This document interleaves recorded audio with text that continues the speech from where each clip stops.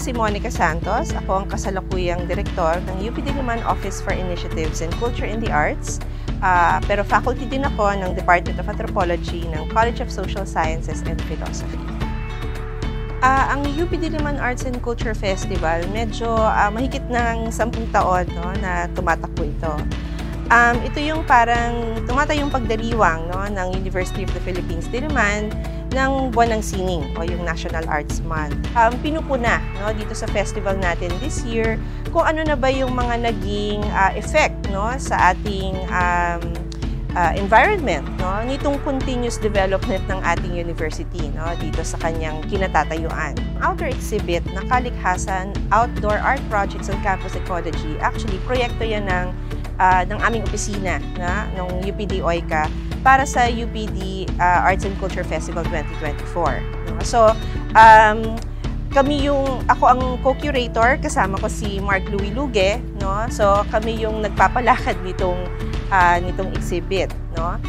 So, sa exhibit ito, meron tayong 3 artists. In the case of Kaibuturan, yung Kaibuturan Sounding the Core na ginawa ni Dayang Iraola, it sort of focuses on the self, yung ano ba yung ating contribution, ano pa yung paano natin na iiba, yung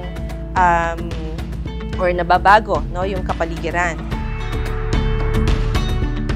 At yung pangalawa naman, yung kay Carl Castro na Urban Forestry Institute Diliman or UFIND, gumawa siya ng parang architectural structure, and it's kind of a critique din nung parang pamamaraan natin ng pagtayo ng mga building sa UP. Now, yung pangatlo namang artwork, ito yung Lawa-Lawa sa Buhol ng Ditiyak, or Webbings of the Uncertain. So, itong pangatlong artwork naman, parang ina-explore niya yung positionality ng trans identity, at ano yung nako-contribute nun sa pag-iisip natin o sa pagtingin doon sa mga impositions of order.